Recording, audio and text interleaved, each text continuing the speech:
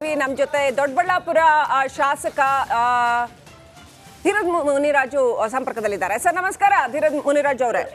ನಮಸ್ತೆ ಸರ್. ನಮಸ್ತೆ ಮೇಡಮ್. ನಮಸ್ತೆ ಮೇಡಮ್. ಧೀರಜ್ ಮುನಿರಾಜು ಅವರೇ, ನಿಮ್ಮ ಹತ್ರ ಮಾತಾಡುವಾಗ ಫಸ್ಟ್ ಆಫ್ ಆಲ್ ನಿಮ್ಮ ಗೆಲುವನ್ನ ನೆನ್ಪು ಮಾಡ್ಕೊಬೇಕು. ಬಹಳ ವಿಶೇಷವಾಗಿತ್ತು ನಿಮ್ಮ ಗೆಲುವು ಈ ಸಾರಿ ನಿಮ್ಮ ಚುನಾವಣೆ. ಎನಿವೆ, ಹರಿಯಾಣದಲ್ಲಿ ಈ ಸಾರಿ ಹಾವು ಏಣಿ ಆಟ ಕಂಡು ಬರ್ತಾ ಇದೆ. ಕಾಂಗ್ರೆಸ್ ಮುನ್ನಡೆ ಸಾಧಿಸುತ್ತೆ ಅಂತ ಎಕ್ಸಿಟ್ ಪೋಲ್ ಹೇಳಿದ್ರೆ ಈಗ ಬಿಜೆಪಿ ಮುನ್ನಡೆ ಸಾಧಿಸ್ತಾ ಇದೆ. ಒಟ್ಟು ಹರಿಯಾಣದ ಎಲೆಕ್ಷನ್ಸ್ ಬಗ್ಗೆ ನಿಮ್ಮ ಅಭಿಪ್ರಾಯ ಏನು, ಹೇಗ್ ನೋಡ್ತೀರಾ? ಮೇಡಮ್, ಹರಿಯಾಣದಲ್ಲಿ ನೀವು ಟ್ರೆಡಿಷನಲಿ ಏನು ಈ ಸತಿ ಎಕ್ಸಿಟ್ ಪೋಲ್ಸ್ ಆಗ್ಬೋದು, ಮತ್ತೆ ಈ ಪೋಲ್ ಪಂಡಿತ್ಸ್ ಅಂತ ಏನ್ ಹೇಳ್ತಾರೆ, ಕಾಂಗ್ರೆಸ್ ಕ್ಲಿಯರ್ ಕಟ್ ಆಗಿ 20-30 ಸೀಟಲ್ಲಿ ಹೈಯೆಸ್ಟ್ ಮೆಜಾರಿಟಿಯಲ್ಲಿ ಗೆಲ್ತಾರೆ ಅನ್ನೋ ಒಂದು ರಿವ್ಯೂ ಏನ್ ಕೊಡ್ತಿದ್ರು, ಅದು ಖಂಡಿತವಾಗ್ಲೂ ಸುಳ್ಳು ಅಂತ ನಮ್ಮೆಲ್ಲರಿಗೂ ಗೊತ್ತಿತ್ತು. ಪಾರ್ಟಿ ಕ್ಯಾಡರ್ ಏನಿದೆ, ಕ್ಯಾಡರ್ ತುಂಬಾ ಬಲಿಷ್ಠವಾಗಿದೆ. ಪ್ರತಿ ಬೂತ್ ಅಲ್ಲಿ ಮತದಾರನ ಸಂಪರ್ಕ ಮಾಡಿ ಮತದಾರನ ಸೆಳೆಯುವಂತ ಕೆಪಾಸಿಟಿ ಹರಿಯಾಣ ಅಂತ ರಾಜ್ಯದಲ್ಲಿ ಭಾರತೀಯ ಜನತಾ ಪಾರ್ಟಿ ಬಲಿಷ್ಠವಾಗಿದೆ. ಏನೇ ಆಂಟಿ ಇನ್ಕಂಬೆನ್ಸಿ ಇದ್ರೂ ಉತ್ತಮವಾದಂತ ಕೆಲಸ ಮಾಡಿರುವಂತ ಭಾರತೀಯ ಜನತಾ ಪಾರ್ಟಿ ಕೇಂದ್ರ ಸರ್ಕಾರಕ್ಕೂ ಮೊನ್ನೆ ಏನು ನಡೆದಂತ ಚುನಾವಣೆ ಆಗ್ಬೋದು, ಎಲ್ಲದರ ಪರಿಣಾಮ ವೋಟರ್ಸ್ ಮೇಲೆ ಬೀರಿ ಉತ್ತಮವಾದಂತ ಫಲಿತಾಂಶ ಬರುತ್ತೆ. ಹರಿಯಾಣ ಸರ್ಕಾರ ಮಾಡೇ ಮಾಡ್ತೀವಿ madam. Okay, thank you Dheeraj Muniraju ಅವರೇ, ರಿಪಬ್ಲಿಕ್ ಕನ್ನಡದೊಂದಿಗೆ ಮಾತನಾಡಿದಕ್ಕೆ. ಮಾಡೇ ಮಾಡ್ತೀವಿ ಸರ್ಕಾರ ಹರಿಯಾಣದಲ್ಲಿ ಅನ್ನುವಂಥ ಆತ್ಮವಿಶ್ವಾಸವನ್ನ ಧೀರಜ್ ಮುನಿರಾಜು ವ್ಯಕ್ತಪಡಿಸಿದ್ದಾರೆ. ಉತ್ತಮವಾದಂಥ ಫಲಿತಾಂಶ ಬರುತ್ತೆ, ಜನ ಬಿಜೆಪಿ ಕೈ ಹಿಡಿತಾರೆ ಅನ್ನೋದು ಅವರ ಆತ್ಮವಿಶ್ವಾಸ. ರೈಟ್, ಬ್ರೇಕಿಂಗ್ ಅಪ್ಡೇಟ್ ಬರ್ತಾ ಇದೆ. ಮತ್ತೆ ಚಿಗುರೊಡೆದಿದೆ ಬಿಜೆಪಿಯ ಹ್ಯಾಟ್ರಿಕ್ ಕನಸು. 3ನೇ ಬಾರಿಗೆ ಅಧಿಕಾರ ಹಿಡಿಯುತ್ತಾ ಬಿಜೆಪಿ?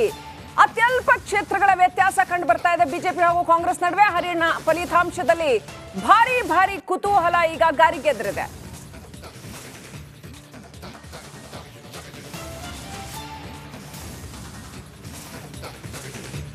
ನೋಡಿ, ಈಗಾಗಲೇ ಗಮನಿಸ್ತಾ ಇದ್ವಿ, ಬಿಜೆಪಿ ಹಾಗೆ ಕಾಂಗ್ರೆಸ್ ನಡುವೆ ಅತ್ಯಲ್ಪ ಕ್ಷೇತ್ರಗಳ ವ್ಯತ್ಯಾಸ ಇದು. ಹರಿಯಾಣದ ಫಲಿತಾಂಶದಲ್ಲಿ ಭಾರಿ ಕುತೂಹಲ ಮೂಡಿಸ್ತಾ ಇರುವಂತದ್ದು. ಹರಿಯಾಣದಲ್ಲಿ ಕಾಂಗ್ರೆಸ್ ಹಿಂದಿಕ್ಕಿದೆ ಬಿಜೆಪಿ. ಸಾಕಷ್ಟು ಲೋಪದೋಷಗಳನ್ನ ಕಾಂಗ್ರೆಸ್ ಎತ್ತಿ ಹಿಡಿದಿದೆ ಹರಿಯಾಣದಲ್ಲಿ. ಕುಸ್ತಿಪಟುಗಳ ಹೋರಾಟ ಇರಬಹುದು, ಅದಕ್ಕೂ ಕೂಡ ಶಕ್ತಿಯನ್ನ ತರುವಂತ ಕೆಲಸವನ್ನ ಕಾಂಗ್ರೆಸ್ ಮಾಡ್ತು. ಅದು ಕೂಡ ಈ ಸತಿ ಕುಸ್ತಿಯಲ್ಲಿ ರಿಸೈನ್ ಕೊಟ್ಟು ಈ ಸತಿ ಕಾಂಗ್ರೆಸ್ ಅಭ್ಯರ್ಥಿಯಾಗಿ ನಿಂತ್ಕೊಂಡಿದ್ರು ವಿನೀಶ್ ಫೋಗಟ್ ಅವರು. ಜೊತೆಗೆ ಅಲ್ಲಿ ಕಿಸಾನ್ ವಿರೋಧಿಸಿ ಸಾಕಷ್ಟು ರೈತರು ಕೂಡ ಒಂದು ಪ್ರತಿಭಟನೆ ಮಾಡಿದ್ರು. ಪಂಜಾಬ್ ಕೂಡ ಅಲ್ಲೇ ಪಕ್ಕದಲ್ಲಿರುವಂಥದ್ದು. ಸೊ ಇದಕ್ಕೂ ಕೂಡ ಕಾಂಗ್ರೆಸ್ ಬೆಂಬಲವಾಗಿ ನಿಂತು ಅವೆಲ್ಲವೂ ಕೂಡ ಎಲ್ಲೋ ಒಂದ್ ಕಡೆ ಕೈ ಕೊಡ್ತಾ ಹಾಗಾದ್ರೆ ಕಾಂಗ್ರೆಸ್ಗೆ ಎನ್ನುವಂಥದ್ದು ಕೂಡ ಇಲ್ಲಿ ಪ್ರಮುಖವಾಗಿ ಕಂಡು ಬರ್ತಾ ಇರುವಂಥದ್ದು. ಜೊತೆಗೆ ಗ್ಯಾರಂಟಿ ಯೋಜನೆಗಳು ಕೂಡ ಎಲ್ಲೋ ಒಂದ್ ಕಡೆ ಕೈ ಬಿಟ್ಟಿದ್ದಾವೆ. ಗ್ಯಾರಂಟಿ ಯೋಜನೆಯಲ್ಲಿ ನಾವು ಗಮನಿಸ್ತಾ ಇದ್ವಿ, ಕರ್ನಾಟಕದಲ್ಲಿ ಸಖತ್ತಾಗಿ 136 ಸೀಟ್ ಬಂತು.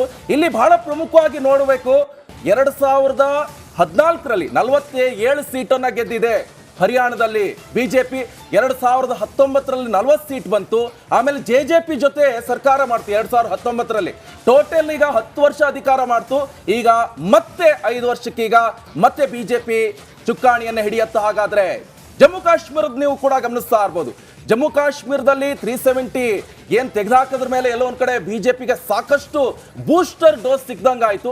ಅಲ್ಲಿ ಈ ಹಿಂದೆ ಕೂಡ ನಾವು ನೋಡ್ತಿದ್ವಿ ಎಲೆಕ್ಷನ್ ಸಂದರ್ಭದಲ್ಲಿ ಒಂದಿಷ್ಟು ಈಗ ಬಂದೂಕ್ಕಿಂತ ಬ್ಯಾಲೆಟೇ ಈಗ ಸದ್ದು ಮಾಡಿರೋದು ಅಂತಾನೆ ಹೇಳ್ಬೋದು. ಎಲೆಕ್ಷನ್ ಸಂದರ್ಭ ಸಾಕಷ್ಟು ಬಂದೂಕ್ ಇರ್ಬೋದು, ಹೆದರಿಸೋದು, ಬಡಿಸೋದು, ಕಲ್ಲು ತೂರಾಟ ಎಲ್ಲವೂ ಕೂಡ ಕಡಿವಾಣ ಬಿದ್ದು ಈ ಸತಿ ಕೆಲವೊಂದ್ ಕಡೆ ಮತ್ತೆ ಚುಕ್ಕಾಣಿಯನ್ನ ಹಿಡಿಯೋಕೆ ಕೂಡ ಈಗ ಸಜ್ಜಾಗಿ ನಿಂತಿದೆ ಬಿಜೆಪಿ. ಎರಡೂ ಕಡೆ ಕೂಡ ಜಯಬೇರಿ ಬಾರಿಸೋಕೆ ಎಲ್ಲ ರೆಡಿಯಾಗಿ ಇದೆ. ಹರಿಯಾಣದಲ್ಲಿ ವಿನೇಶ್ ಫೋಗಟ್ ಮುನ್ನಡೆಯನ್ನ ಸಾಧಿಸ್ತಾ ಇದ್ರೆ, ದುಷ್ಯಂತ್ ಚೌಟಾಲ್ ಅವರು ಹಿನ್ನಡೆಯನ್ನ ಸಾಧಿಸ್ತಾ ಇದ್ದಾರೆ. ಎಲ್ಲೊಂದ್ ಕಡೆ ಕುಸ್ತಿಪಟುಗೆ ಎಲ್ಲರೂ ಕೂಡ ವೋಟ್ ಹಾಕಿದ್ದಾರೆ. ಭೂಪೇಂದ್ರ ಸಿಂಗ್ ಹೂಡಾ ಅವರು ಹೇಳ್ತಾ ಇದ್ದಾರೆ, ನಾನು ಬಳಲಿಲ್ಲ, ರಾಜೀನಾಮೆ ಕೊಟ್ಟಿಲ್ಲ, ನೆಕ್ಸ್ಟ್ ಕಾಂಗ್ರೆಸ್ ಸರ್ಕಾರ ಹರಿಯಾಣದಲ್ಲಿ ಬಂದ್ರೆ ನಾನೇ ಮತ್ತೆ ಮುಖ್ಯಮಂತ್ರಿ ಆಗ್ತೀನಿ ಅಂತ ಹೇಳ್ತಾ ಇದ್ರೆ.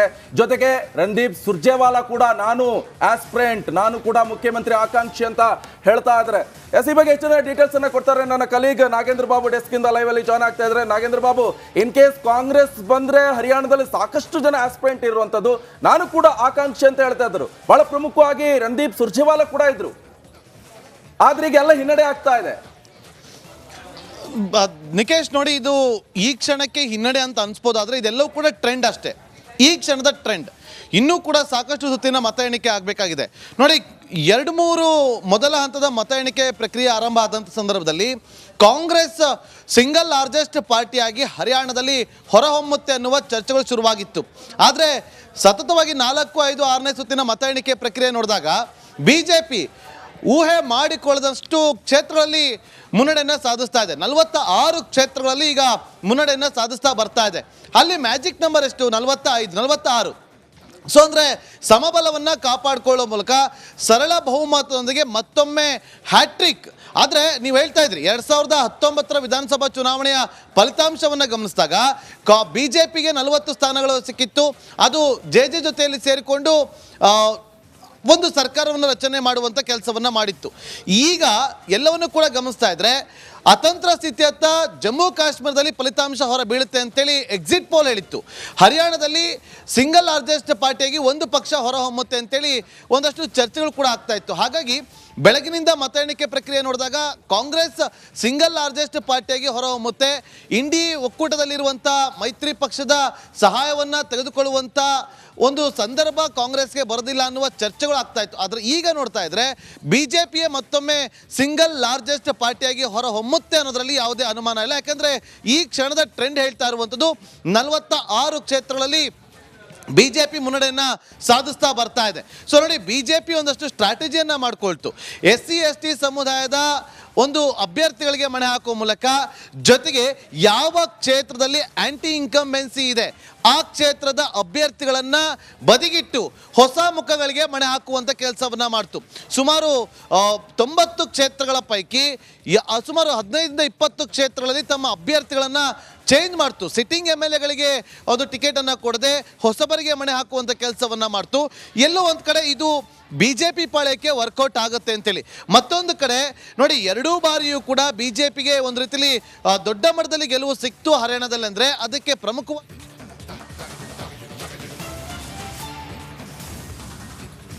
ನಾಗೇಂದ್ರ ಬಾಬು ಹಾಗೆ ಹೋಲ್ಡಲ್ಲಿ ಇನ್ನೊಂದು ಅಪ್ಡೇಟ್ಸ್ ಲಭ್ಯವಾಗ್ತಾ ಇದೆ. ಈಗ ಕಾಂಗ್ರೆಸ್ ಪಕ್ಷಕ್ಕೆ 37 ಕ್ಷೇತ್ರಗಳಲ್ಲಿ ಮಾತ್ರ ಮುನ್ನಡೆ ಆಗಿದೆ. ಕ್ಷಣ ಕ್ಷಣಕ್ಕೂ ಕೂಡ ಕಡಿಮೆ ಆಗ್ತಾ ಇದೆ ಕಾಂಗ್ರೆಸ್ನ ನಂಬರ್ಸ್.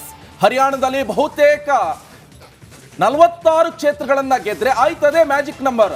ಆದ್ರೆ ಉಳಿದಂತೆ ಇತರ 6 INLD ಒಂದು ಕ್ಷೇತ್ರ 46 ಕ್ಷೇತ್ರಗಳಲ್ಲಿ ಈಗ ಮುನ್ನಡೆ ಸಾಧಿಸಲು BJP ಈಗ ಯಶಸ್ವಿಯನ್ನ ಪಡೆದುಕೊಂಡಿದೆ. ಈಗ ಕಾಂಗ್ರೆಸ್ ಪಕ್ಷಕ್ಕೆ 37 ಕ್ಷೇತ್ರಗಳಲ್ಲಿ ಮಾತ್ರ ಮುನ್ನಡೆ ಆಗಿದೆ. ಶ್ರೀಲಕ್ಷ್ಮಿ ರಾಜ್ಕುಮಾರ್ ಅವರು ಈಗಾಗಲೇ ಗಮನಿಸ್ತಾ ಇದ್ವಿ, ಬೆಳಗ್ಗೆ ಅಷ್ಟೇ ನೋಡಿದ್ವಿ, ಸಾಕಷ್ಟು ಮುನ್ನಡೆ ಸಾಧಿಸಿರುವಂತ ಇದೇ ಕಾಂಗ್ರೆಸ್ ಪಕ್ಷ ಈಗ ಮತ್ತೆ ಹಿನ್ನಡೆ ಆಯ್ತು. ಅದು ಕೂಡ 37, BJP 46 ಮ್ಯಾಜಿಕ್ ನಂಬರಿಗೆ ಬಂದು ಕೂತಿದೆ. Very true Nikesh. ನಾಗೇಂದ್ರ ಬಾಬು ಅವ್ರು ಹೇಳ್ತಾ ಇದ್ದ ಹಾಗೆ ಟ್ರೆಂಡ್ ಅಷ್ಟೇ ಇದು. ನೀವು ಲಾಸ್ಟ್ ಮೂಮೆಂಟ್ವರೆಗೂ ಏನು ಹೇಳೋಕ್ಕಾಗಲ್ಲ ರಿಸಲ್ಟ್. ಯಾಕಂತಂದರೆ ನಾನೀಗಾಗಲೇ ಹೇಳಿದೆ ಕೆಲವೊಂದು ಕ್ಷೇತ್ರಗಳಲ್ಲಿ ಫೋಟೋ ಫಿನಿಶ್ ಆಗೋ ಚಾನ್ಸಸ್ ಇದೆ ಅಂತ. ಇನ್ನೇನು ರಿಸಲ್ಟ್ ಅನೌನ್ಸ್ ಆಗೋವರೆಗೂ ಕೂಡ ನಾವು ಏನು ಹೇಳೋಕ್ಕಾಗಲ್ಲ.